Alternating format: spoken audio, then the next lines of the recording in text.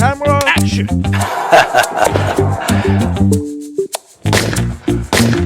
ஆரம்பிக்கலாங்களா?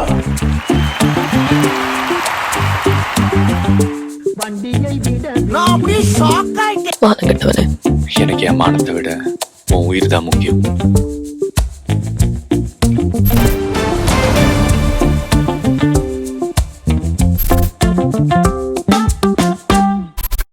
ஸோ மனோஜ், இந்த வாரத்துக்கான அப்டேட்ஸ் எல்லாம் என்ன? நம்ம இந்த வாரம் எதை பத்தி பேச போறோம்? இந்த வாரத்துக்கான அப்டேட் அப்படின்னு பார்க்குறப்போ மரகத நாணயம் 2க்கான அப்டேட்ஸ் வந்திருக்கு. இதில் ஆதி, நிக்கி கல்ராணி, பிரியா பவானி சங்கர் இவங்க எல்லாரும் நடிக்கிற மாதிரி சொல்லியிருக்காங்க. நெக்ஸ்ட் வந்து SK26க்கான அப்டேட் வந்திருக்கு. ராஜ்கமல் ப்ரொடக்ஷனில் SK நடித்து சிவகுமார் முருகேசன் டைரக்ஷனில் ரிலீஸ் ஆக இருக்குது. அக்டோபரில் ரிலீஸ் ஆக போகிற மாதிரி அந்த வீடியோலாம் சொல்லியிருந்தாங்க. இந்த சிவகுமார் முருகேசன் வந்து யார் அப்படின்னு பார்த்தோன்னா, இப்போ வந்து SKயோட ப்ரொடக்ஷனில் தாய் கிழவி வந்து நெக்ஸ்ட் வீக் ரிலீஸ் ஆக போகுதுல, ஸோ அதே டேரக்டர் தான் இந்த படத்தையுமே டைரக்ட் பண்ணுறாரு. நெக்ஸ்ட் இந்த வாரத்துக்கான ரீரிலீஸ் படங்கள் அப்படின்னு பார்க்குறப்போ டிஆரோடைய உயிருள்ள வரை உஷா, அப்புறமா வந்து கில்லி, அப்புறம் துணிவு, இந்த படங்கள்லாம் ரீரிலீஸ் ஆகுது. ஸோ இதெல்லாம் தான் இந்த வாரத்துக்கான மேஜர் அப்டேட்ஸாக இருக்குது. ஓகே. ஆக்சுவலாக போன வாரம் வந்துட்டு நிறைய புது படங்கள் வந்து ரிலீஸ் ஆச்சு. இந்த வாரம் வந்து ரீரிலீஸ் வாரம்னு நினைக்கிறேன். ஸோ நம்ம இந்த வாரம் எதை பற்றி பேச போகிறோம்? இப்போ நீங்கள் தமிழ் இண்டஸ்ட்ரி அப்படின்னு பார்க்குறப்போ நிறைய நியூ கமர்ஸ் வந்து வர ஆரம்பிச்சிட்டாங்க. மியூசிக்காக இருக்கட்டும், டைரக்ஷனாக இருக்கட்டும், ஆக்டிங்காக இருக்கட்டும், இந்த மாதிரி நிறையா நியூ பீப்புள்ஸ் வந்துக்கிட்டு இருக்காங்க. இவங்க தான் வந்து நெக்ஸ்ட்டு கோலிவுட் அப்படின்ற மாதிரி கூட சொல்லிகிட்டு இருக்காங்க. ஸோ அந்த மாதிரி இப்போ இருக்க ஸ்டார் பீப்புள்ஸ்லாம் ஒரு டைமில் டெபியூ ஆயிருப்பாங்களே, ஸோ அந்த டைம்லையும் அந்த டெபியூவை பற்றி நிறைய பேசப்பட்டிருக்கும். ஸோ அந்த மாதிரி ஹீரோஸு, டைரக்டர்ஸு, சினிமோட்டோகிராஃபர்ஸ், இந்த மாதிரியான டெபியூ ஃபிலிம்ஸ்லாம் பற்றி இன்றைக்கி வந்து டிஸ்கஸ் பண்ணலாம். ஓகே. அந்த வகையில் ஃபர்ஸ்ட் வந்து என்னுடைய most favourite director who I recently மெட் யாருன்னா வந்து டைரக்டர் ராம். அவருடைய முதல் படம் வந்துட்டு கற்றது தமிழ். ஃபர்ஸ்ட் வந்து இந்த படத்துக்கு வந்து MA தமிழ் அப்படின்னு சொல்லிட்டு தான் பேர் வச்சுருக்காங்க. அப்போல்லாம் இங்கிலீஷில் பேர் வச்சா வந்து டேக்ஸ் கட்டணும் அப்படிங்கிறதுனால கற்றது தமிழ்னு சொல்லிட்டு மாற்றிருக்காங்க. இதுக்கு ஃபர்ஸ்ட் ஜீவா கிட்ட அப்ரோச் பண்ணப்போ ஜீவா வந்து இல்லை இதுக்கு வந்து நிறையா ஹார்ட் ஒர்க் பண்ணணும் அண்ட் ஆல்சோ ரொம்ப இந்த ஸ்டோரி வந்து ரொம்ப இன்டென்சிவாக இருக்குது, வேணாம் அந்த மாதிரி வந்து சொல்லிட்டாரு. ஆனால் ராம் வந்து மறுபடியும் வந்துட்டு அப்ரோச் பண்ணியிருக்காரு. ஈவன் ப்ரொடியூசர்லாம் கூட்டிகிட்டு வந்து கன்வின்ஸ் பண்ணியிருக்காரு. இவர் வந்து எப்படிடா நோ சொல்கிறது தெரியாமல் வந்து நிறைய இஷ்டத்துக்கு சேலரிலாம் சொன்னதாகவும் சொல்கிறாரு. ஆனால் எல்லாத்துக்குமே அவங்க வந்து ஓகே அந்த மாதிரி சொல்லியிருக்காங்களாம். அதனால வந்துட்டு ஜீவா சொன்னார், வழியே இல்லாமல் வந்து நான் ஓகே சொல்லிட்டேன் அந்த மாதிரி வந்துட்டு சொன்னார். ஆனால் வழியே இல்லாமல் நடிக்கலை. அது வந்து அந்த படம் பார்த்தாலே தெரியும். அதுக்கு நிறைய இவரும் வந்து எஃபர்ட்ஸ் போட்டிருக்காங்க. இந்த படம் ஆல்மோஸ்ட் வந்து ஒரு வருஷம் கிட்ட வந்து ஷூட் பண்ணியிருக்காங்க. அதுவும் தமிழ்நாடு, மகாராஷ்டிரா அப்படின்னு சொல்லிட்டு நிறைய ஸ்டேட்ஸ்ல எல்லாமும் ஷூட் பண்ணியிருக்காங்க. ராமுக்கு மட்டும் இல்லை, இந்த படத்தில் ஆனந்தியாக நடித்த அஞ்சலிக்குமே வந்து இதுதான் வந்து டெபியூ மூவி. அந்த நிஜமாக தான் சொல்கிறேன், அது வந்து பயங்கர சென்சேஷனலாக மாறிடுச்சுன்னு கூட சொல்லலாம். ஈவந்தோ இந்த படம் வந்துட்டு நல்லா இப்போ வரைக்கும் பேசப்பட்டாலும் அந்த டைமில் வந்து சரியாக ஓடலை. ஈவன் சொல்லப்போனால் தியேட்டர்லேருந்து பாதிலேருந்துலாம் கூட வந்திருக்காங்க. இது ரொம்ப டார்க்காக இருக்குது, ரொம்ப டிப்ரெஸ்டாக இருக்குது அப்படிங்கிற மாதிரி பாதிலேருந்துலாம் கூட வந்திருக்காங்க. ஆனால் அதில் சொல்லப்பட்ட உண்மைகள்லாம் இப்போ தான் நிறைய பேர் ரியலைஸ் பண்ணுறாங்களோ அப்படின்னு சொல்லிட்டு நான் வந்து ஃபீல் பண்ணுறேன். அண்ட் ஆல்சோ இன்னொன்று என்னென்னா, இதுக்கு வந்து நிறைய அவார்ட்ஸ் கிடைக்கும், நேஷ்னல் அவார்ட்லாம் கிடைக்கும் அப்படின்னு சொல்லிட்டு நிறைய எக்ஸ்பெக்ட் பண்ணியிருக்காங்க. ஆனால் என்னென்னா எதுவுமே கிடைக்கல. ஆப்வியஸாக பாலு மகேந்திரா வந்து சொல்லுவாராம், இதுக்கு கிடைச்சிருக்கணும், நீ அப்ளை பண்ணியிருந்திருக்கணும், நீ பண்ணலை அப்படிங்கிற மாதிரி சொல்லுவாராம். அது எப்போ ராம் சொன்னார்னா, தங்க மீன்களுக்கு அவார்டு கிடைக்கும் போது சொன்னார். பாலு மகேந்திரா இப்போ இல்லை, ஆனால் அவர் வந்து கற்றது தமிழுக்கு வந்து சொன்னார், நான் தான் பண்ணல அந்த மாதிரி வந்துட்டு சொல்லியிருப்பாரு. ஸோ இதில் இன்னொரு விஷயம் என்னென்னா வந்துட்டு, இதில் வந்து அந்த லுக் வைஸ் வந்து ஜீவாவும் சரி டைரக்டரும் சரி ஒரே மாதிரி இருப்பாங்க, அதாவது கற்றது தமிழில். அண்ட் ஆல்சோ 2 பேருமே MA தமிழ் வந்து படிச்சிருக்காங்க. அதனால எல்லாரும் என்ன நினச்சிட்டாங்கன்னா, ராமு வந்து கொலையெல்லாம் பண்ணியிருப்பாங்களா அப்படிலாம் வந்துட்டு அந்த டைமில் நினச்சிருக்காங்க. ஆனால் அதெல்லாம் எதுவும் இல்லை. இவர் வந்து என்ன சொன்னார்னா, ராமே சொல்லிட்டாரு, நான் வந்து தமிழ் தான் படித்தேன், ஆனால் வந்து பிரபாகரன் படுற கஷ்டம் எதுவுமே நான் வந்து பட்டது கிடையாது. இந்த ஸ்டோரி நான் காலேஜ் டைம்லேயே எழுதிட்டேன். நிறைய சம்பவங்கள் வந்து கேள்விப்பட்டது பார்த்ததை வச்சு தான் நான் இந்த கதை எழுதினேன்னு வந்து எனக்கும் அதுக்கும் வந்து சம்மந்தம் இல்லை அந்த மாதிரி வந்துட்டு சொல்லிட்டாரு. வெற்றிமாறனும் வந்து இதை சொல்லியிருக்காரு. நானும் வந்து இதை நோட் பண்ணியிருக்கேன். இப்போ ராமோடைய ஃபிலிமோகிராஃபி பார்த்தோன்னு வச்சுக்கோங்களேன். ஃபர்ஸ்ட் வந்து கற்றது தமிழ், தங்க மீன்கள், அப்புறம் பேரன்பு, இந்த மாதிரி வரும்போது கற்றது தமிழும் தங்க மீன்களும் ஒரு மாதிரி டிஃப்ரெண்ட் கேட்டகரியில் இருக்குது. அப்போ வந்து ரொம்ப அக்ரெசிவான ராம வந்து பார்க்குற மாதிரி இருக்குது. இப்போ அப்படியே பார்த்துட்டோன்னா பேரன்புக்கு அப்புறம் பார்த்தோன்னா இப்போ பறந்து பூ வந்துட்டு கம்ப்ளீட்டாக வேறு மாதிரி இருக்குது.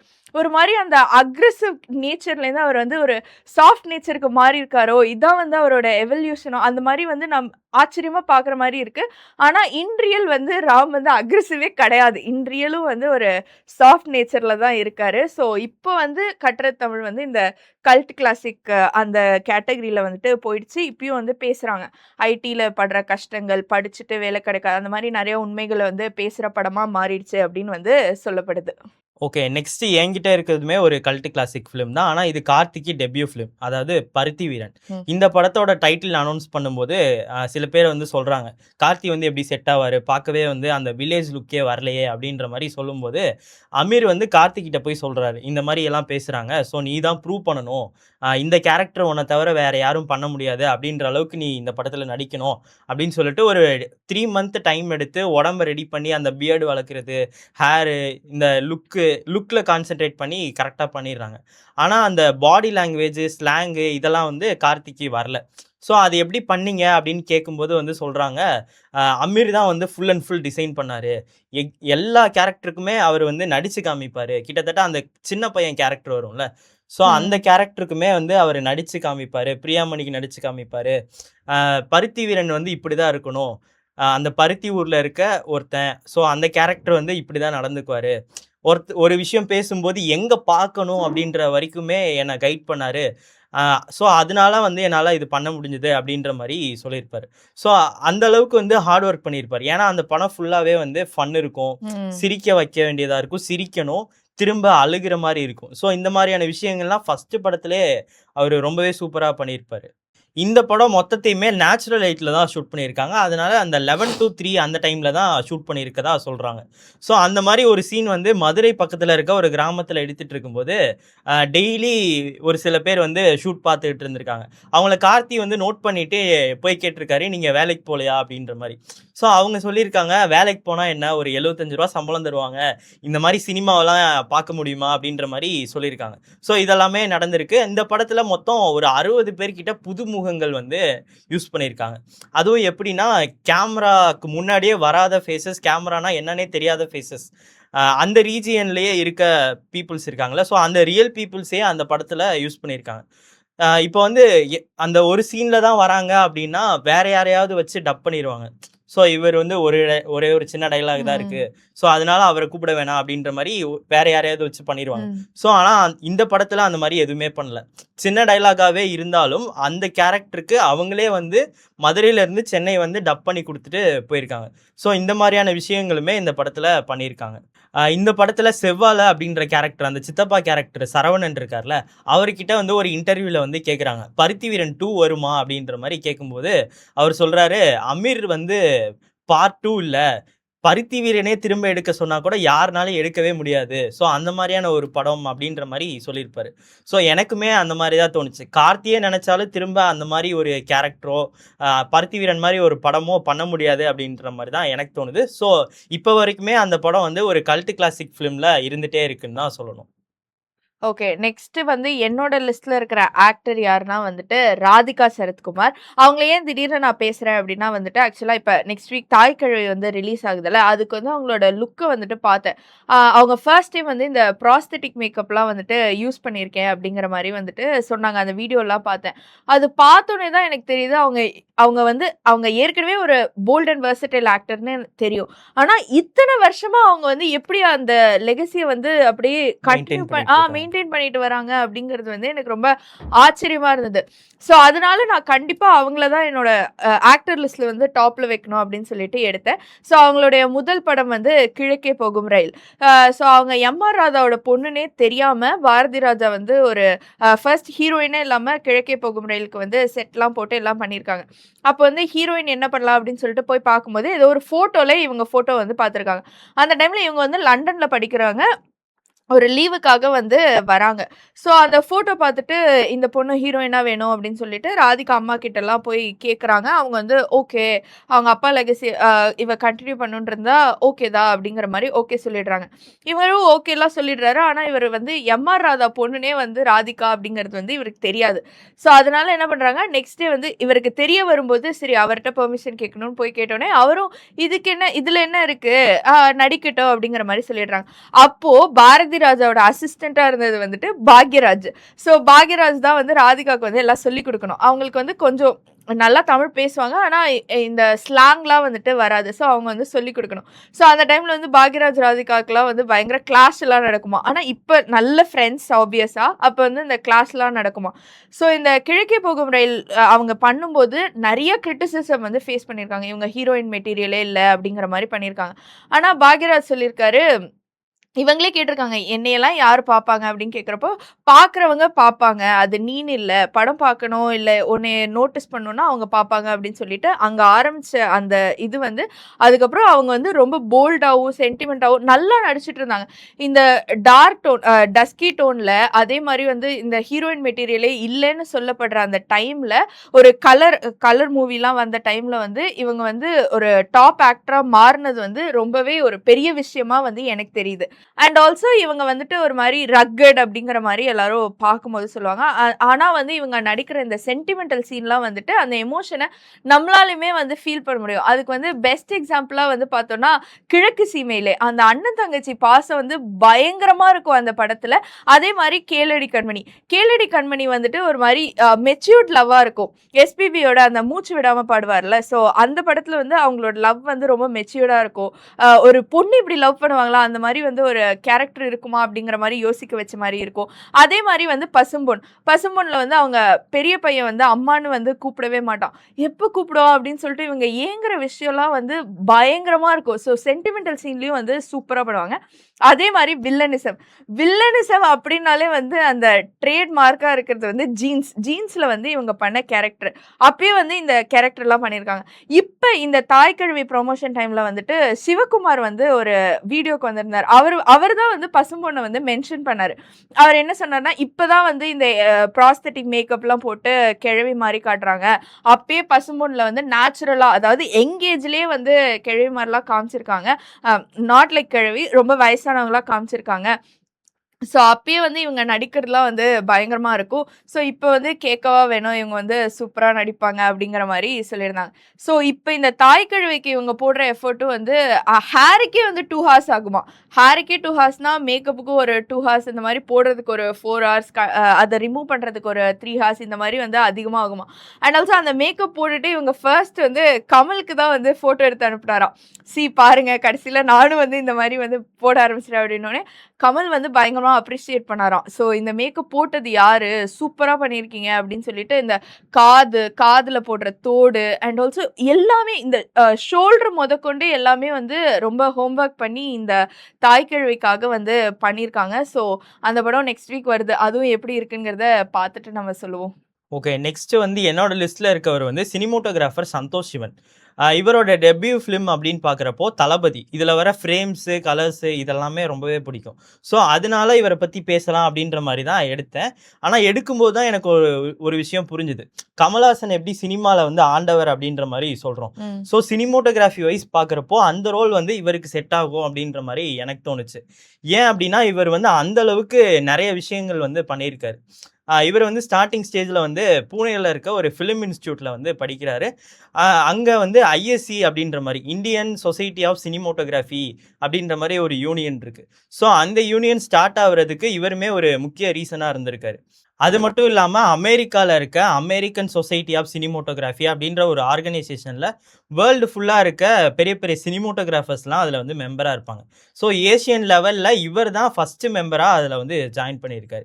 இவர் சினிமோட்டோகிராஃபியை தாண்டி டைரக்ஷனும் ப்ரொடியூஸுமே பண்ணியிருக்காரு.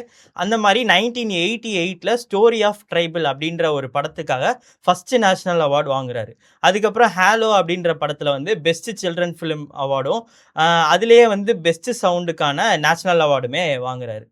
இவர் வந்து இன்டர்நேஷ்னல் லெவலில் ஒரு 21+ அவார்ட்ஸ் வாங்கியிருக்காரு. நேஷ்னல் அவார்ட் மட்டுமே 11 அவார்ட்ஸ் வாங்கியிருக்காரு. பத்மஸ்ரீ வாங்கியிருக்காரு. இந்த மாதிரி இவ்வளோ விஷயம் பண்ணியிருக்காரு. இந்த மாதிரியான ஒரு பர்சன் வந்து ஒரு இன்டர்வியூவில் வந்து கேட்குறாங்க, என்ன மாதிரியான ஸ்டோரிஸ் வந்து நீங்கள் சூஸ் பண்ணுவீங்க அப்படின்ற மாதிரி. அவர் வந்து ரொம்பவே ஃப்ராங்காக வந்து நான் வந்து சில நேரத்தில் ஃப்ரெண்ட்ஸ்க்காக வந்து ஸ்டோரி ஓகே பண்ணுவேன், சில நேரம் பட்ஜெட்டுக்காக வந்து பண்ணுவேன், சில நேரம் வந்து அந்த டேரக்டர் கூட ஒர்க் பண்ணுறதுக்கு எனக்கு கம்ஃபர்டபுளாக இருக்கும், ஸோ அதனால நான் வந்து ஓகே பண்ணுவேன் அப்படின்ற மாதிரி ரொம்பவே ஃப்ராங்காக சொல்லியிருப்பாங்க. ஸோ இப்போ வந்து நம்ம வந்து இந்த மாதிரி எல்லாம் இருந்துச்சுன்னா நான் வந்து ஃபிலிமை வந்து ஆர்ட்டாக பார்க்குறேன், ஸோ அதனால தான் நான் பண்ணுறேன் அப்படின்ற மாதிரிலாம் சொல்லுவோம். ஸோ அதெல்லாம் இல்லாமல் ரொம்பவே ஃப்ராங்காக இதுதான் ரீசன் அப்படின்ற மாதிரி சொல்லியிருப்பாரு. ஸோ இவரை பற்றி படிக்கிறப்போ நான் அந்த ஃபஸ்ட்டே சொன்ன மாதிரி இவர் தான் ஆண்டவர் அப்படின்ற மாதிரி எனக்கு தோணுச்சு. ஸோ இதனால தான் நான் வந்து இவரை தளபதி படத்துக்காக எடுத்தேன். ஆக்சுவலா தளபதி வந்து எனக்குமே ரொம்ப பர்சனல் ஃபேவரட் மூவினே சொல்லலாம். அதுல வர விஷுவல்ஸ் எல்லாம் பயங்கரமா இருக்கும். எஸ்பெஷலா அந்த தலைவர் வந்து இடுப்புல கையை வச்சுட்டு ஒரு ஃபீல் பண்ணுவார் தெரியுமா? அதுல வந்து ராஜா மியூசிக்கோட அந்த சீனே வந்து செம்ம சூப்பரா இருக்கும். இப்போ ஒரு நிறைய பேர் ரிக்ரியேட் கூட பண்ணிட்டு இருக்காங்க. அதுக்கு முக்கிய காரணம் அந்த ஃப்ரேம் தான். ஸோ எனக்குமே அது ரொம்ப ஃபேவரட் ஃபிலிம். அதே மாதிரி என்னோட லிஸ்ட்லயுமே வந்து ஒரு சினிமோட்டோகிராஃபர் இருக்காரு. என்னன்னா வந்துட்டு என்னுடைய ஃபேவரட் மூவிஸ் இருக்குன்னு சொல்லுவோம்ல, அந்த லிஸ்ட்ல வந்து மேக்ஸிமம் படத்துக்கு இவர் தான் வந்து சினிமோட்டோகிராஃபி பண்ணியிருக்காரு. அது வந்து எனக்கு ரீசெண்டாக தான் வந்துட்டு தெரிய ஆரம்பிச்சது. அது யாருன்னா வந்து ரவி கே சந்திரன். ஸோ இவரோட அண்ணா வந்துட்டு ஒரு சினிமோட்டோகிராஃபர் தான். ஸோ அவருக்கு அசிஸ்டண்ட்டாக தான் வந்து ஃபர்ஸ்ட் இவர் வந்து பண்ணுறாரு. ஸோ அந்த அசிஸ்ட் பண்ணுற டைமில் வந்துட்டு நிறைய கான்டாக்ட்லாம் கிடைக்குது, நிறைய ஃப்ரெண்ட்ஸ் எல்லாம் வராங்க. ஸோ அதுக்கப்புறம் ஆட்ஸ் எல்லாம் வந்துட்டு பண்ணுறாரு. அப்படி அவருக்கு வந்து ஃபர்ஸ்ட் மலையாளத்தில் தான் வந்து சினிமோட்டோகிராஃபராக வந்து அறிமுகமாறாரு. அதுக்கப்புறம் தமிழ்ல வந்து அவர் அறிமுகமாகிற படம் வந்துட்டு ஹானஸ்ட் ராஜ் அப்படின்னு சொல்லிட்டு விஜயகாந்தோட படம். ஸோ அந்த படத்துல வந்து இவர் ஒர்க் பண்ணும்போது விஜயகாந்தோட நல்ல பாண்ட் கிடைக்குது. விஜயகாந்த் நிறைய மூவிஸ்லாம் இவருக்கு ரெஃபர் பண்ணி இவர் வந்து பார்த்தாராம். அண்ட் ஆல்சோ இவர் வந்து எப்பயுமே அவர் வந்து ஓட்ட கேமராமேன் அப்படின்னு சொல்லிட்டு தான் வந்து கிண்டல் பண்ணுவாராம். ஸோ அந்த மாதிரிலாம் இருந்தது. இவர் வந்து சினிமோட்டோகிராஃபியை தாண்டி தமிழ்ல வந்து ஒரு டைரக்ஷனும் பண்ணியிருக்காரு. யான்னு சொல்லிட்டு ஜீவா படம். ஸோ அந்த படத்தை வந்து ரொம்ப வருஷம் கழிச்சு தான் வந்துட்டு விஜயகாந்த் வந்து பார்த்தாராம். பார்த்துட்டு அவர் வந்து லைக் எப்போ நிறைய கேப் வந்துருச்சு, ஆனாலும் திருப்பி ஃபோன் பண்ணி யார் ஓட்ட கேமரா வேணா அப்படின்னு சொல்லிட்டு அவரே கேட்டு வந்துட்டு நல்லா இருந்தது, நான் பார்த்தேன், என் பையனுக்கும் ஏதாவது இந்த மாதிரி கதை இருந்தால் சொல்லு, அந்த மாதிரி வந்துட்டு விஜயகாந்த் வந்து சொன்னாராம். ஸோ இது வந்து விஜயகாந்துக்கும் அவருக்கும் இருக்கிற ஒரு பாண்டு கூட அவரே வந்து எக்ஸ்பிரஸ் பண்ணாரு. ஸோ இப்போ என்னுடைய இந்த ஃபேவரட் லிஸ்ட்ல இருக்கிற நான் வந்து பார்த்து வியந்த இவரா அப்படின்னு வியந்த வந்து ஒரு படம்னா வந்து கண்டு கொண்டேன். ஸோ இந்த படத்துல வர கண்டு கொண்டேன்ங்கிற பாட்டு வந்து எனக்கு வந்து ரொம்ப பிடிக்கும். அந்த பாட்டு எனக்கு பிடிக்கிறதுக்கு முக்கிய காரணம் வந்து அதோட விஷுவல். அப்ப அந்த விஷுவலுக்கு பின்னாடி இருக்கிறது யாரு அப்படின்னு பார்த்தா இவர் தான். ஸோ அதுல வந்து இந்த தண்ணியில வர சீன்ஸா இருக்கட்டும், இல்லைன்னா பேலஸ்ல வர சீனா இருக்கட்டும், அந்த பேலஸ்ல வந்து ஐஸ்வர்யா ராய் வந்து அப்படியே ஓடி வரும், அதெல்லாம் ரொம்ப பயங்கரமா இருக்கும். அதெல்லாம் பார்க்கும்போதே வந்து செம்மையா இருக்கும். ஆக்சுவலா என்ன இப்போ வந்து கம்பேர் பண்ணி கேட்டா வந்து சங்கரோட அந்த 7 அதிசயம் பாட்டு இருக்குல்ல, அதை விட இதுதான் வந்து எனக்கு ரொம்ப வியப்பா இருக்கு. பிகாஸ் அவ்வளோ ஃப்ரெஷ்ஷாக இருக்கும் இந்த பாட்டு வந்து எனக்கு பர்சனலாக எனக்கு வந்து ரொம்ப ஃப்ரெஷ்ஷாக இருக்கும். அதனால எனக்கு இது வந்து பிடிக்கும். ஸோ அதே மாதிரி இவர் வந்து இந்த மலையாளம் சினிமாலையும் சரி இதுலேயுமே சரி ரெண்டுலேயுமே மாறி மாறி ஒர்க் பண்ணிட்டு இருந்தாரு. அதே மாதிரி அப்போ தான் வந்து இவருக்கு மலையாளம் டைம்லேயே வந்து மணிரத்னம் கூட வந்து அந்த ஃப்ரெண்ட்ஷிப் வந்து கிரியேட் ஆகுது. அதுக்கப்புறம் வந்து கன்னத்தில் முத்தமிட்டால் வந்து பண்ணுறாரு. அதுலேயுமே ஃப்ரேம்ஸ் எல்லாம் வந்து பயங்கரமாக இருக்கும். இப்போ வரையும் நிறைய பேர் வந்து பேசிகிட்டு இருக்காங்க. ஸோ கன்னத்தில் முத்தமிட்டால், அதுக்கப்புறம் ஆயுத எழுத்து, அதுக்கப்புறம் வந்துட்டு ஒரு கேப்புக்கு அப்புறம் இப்போ வந்து தக் லைஃப். ஸோ இது எல்லாமே வந்து ரவி கே சந்திரன் தான் வந்துட்டு பண்ணாரு. அதே மாதிரி இன்னொன்று என்னன்னா, இவருடைய லெகசியை வந்து இவருடைய 2 சன்னும் வந்து கண்டினியூ பண்ணுறாங்கன்னு தான் சொல்லணும். ஏன்னா வந்து இவருடைய எல்டர் சன்னும் வந்து ஒரு சினிமோட்டோகிராஃபர், இவருடைய எங்கர் சன் வந்து மணிரத்னம் கிட்ட வந்துட்டு ஏடியா ஒர்க் பண்ணிட்டு தக் லைஃப்ல நடிக்கவும் செஞ்சாரு. அதே மாதிரி பராசக்திலையும் கூட நடிச்சிருக்காரு. ஸோ பராசக்தியோட டிஓபி வந்து ரவி கே சந்திரன். ஸோ இந்த மாதிரி இவரோட லெகசி வந்து அவருடைய பசங்க வந்து கண்டினியூ பண்ணிட்டு இருக்காங்க. இவரோட ஒர்க் எல்லாமே எனக்கு வந்து ரொம்ப பிடிக்கும். ஸோ அவரோட ஃப்ரேம்ஸாக இருக்கட்டும், அவருடைய டிரெக்ஷனாக இருக்கட்டும், எல்லாமே வந்துட்டு நான் பார்த்தேன், எனக்கு வந்து பயங்கர ஆச்சரியமாகவும் இருந்துச்சு. ஸோ இன்னொன்று என்னன்னா, நம்ம 96 மெய்யழகனோட டைரக்டர் பிரேம் இருக்கார்ல, அவர் கூட இவருடைய அசிஸ்டன்ட் தானா. ஸோ அதனால வந்துட்டு இதெல்லாம் பார்க்கும்போது நீங்கள் சொன்ன மாதிரி நானும் வந்து இந்த சினிமோட்டோகிராஃபியில் இவரை பற்றி படிக்கும் போதெல்லாம் நிறைய விஷயம் வந்து சர்ப்ரைசிங்காக இருந்தது. இதெல்லாம் இவர் தான் பண்ணாரா அப்படிங்கிறது சர்ப்ரைசிங்காக இருந்தது. அதனால தான் என்னோட லிஸ்ட்டில் வந்து இவர் டாப்பில் இருக்காருன்னு கூட சொல்லலாம். ஓகே, நெக்ஸ்ட்டு என்னோட லிஸ்ட்டில் இருக்க இதை வந்து நான் என்ன லிஸ்ட்டில் பேசுகிறது அப்படின்னே எனக்கு தெரியல. ஏன்னா நம்ம வந்து அண்டர் ரேட்டட் ஃபிலிம்ஸ் பேசியிருக்கோம், அண்டர் ரேட்டட் டேரக்டர், ஆக்டர் அப்படின்ற மாதிரி பேசியிருக்கோம். இந்த எடிட்டிங் அப்படின்ற ஒரு விஷயம், எடிட்டர் அப்படின்ற ஒரு விஷயத்தை பற்றி பெருசாக யாருமே பேச மாட்றாங்க. இதை வந்து அண்டர் ரேட்டட்னு சொல்கிறதா, இதை வந்து பேசுகிறதே இல்லை, இதை வந்து என்ன கேட்டகரியில் சொல்கிறதுனே தெரில. ஸோ அந்த மாதிரியான ஒரு பர்சன் தான் வந்து ஆண்டனி. இவர் வந்து காக்கா காக்கா தான் வந்து டெபியூ பண்றாரு. இதுக்கான ஸ்டோரியே ஒரு மாரி ரொம்ப இன்ட்ரஸ்டிங்கா இருந்தது. எப்படின்னா, இவர் வந்து எம்சிசில வந்து படிச்சு முடிச்சுட்டு, என்ன பண்றது அப்படின்ற மாரி யோசிச்சுட்டு இருக்காரு. அப்போ வந்து ஃப்ரெண்ட்ஸ் தான் வந்து சஜெஸ்ட் பண்றாங்க. இந்த மாரி அனிமேஷன் படி அப்படின்ற மாரி. அப்புறம் வந்து பிரசாத் ஸ்டுடியோல வந்து அனிமேஷன் கூட சேர்த்து வீடியோ எடிட்டிங்குமே கத்துக்கிறாரு. அதுக்கப்புறம் 1993ல இருந்து 2004 வரைக்குமே அந்த ட்ரைலர் கட்ஸு, டாக்குமெண்ட்ரீஸ், அப்புறம் ஆட் ஃபிலிம்ஸு இந்த மாரியான விஷயங்கள்லாம் பண்ணிக்கிட்டு இருக்காரு.